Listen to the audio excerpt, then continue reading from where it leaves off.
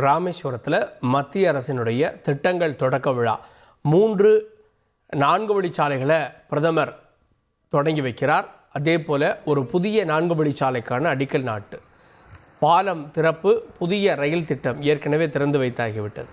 இந்த 4 திட்டங்களுக்கான பணிகளுடைய தொடக்கம் நாட்டுக்கு அர்ப்பணிக்கக்கூடிய விழா மேடைக்கு பிரதமர் வந்திருக்கிறார். இந்த திட்டங்களுடைய மதிப்பு 8500 கோடி ரூபாய் என்று கூறப்படுகிறது.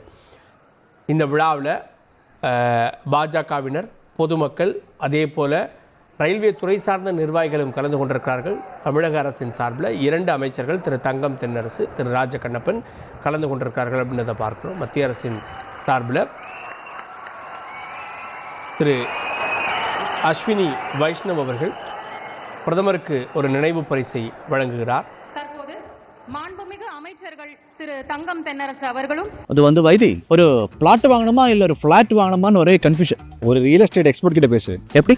பாஸ்வாலா பி தி பாஸ். திரு RS ராஜகண்ணப்பன் அவர்களும் மாண்புமிகு பிரதமர் அவர்களுக்கு பொன்னாடை அணிவித்து நினைவு பரிசினை வழங்குவார்கள்.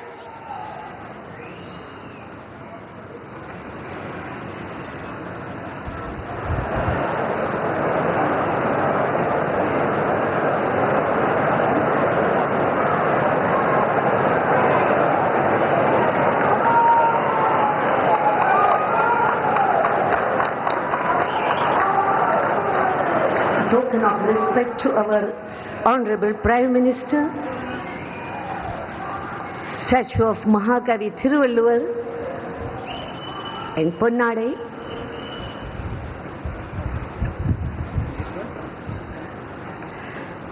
May I request everyone to kindly stand for the தமிழனங்கே உன் சீரிழமை திறமியந்து செயல் மறந்து வாழ்த்துதுமே வாழ்த்துதுமே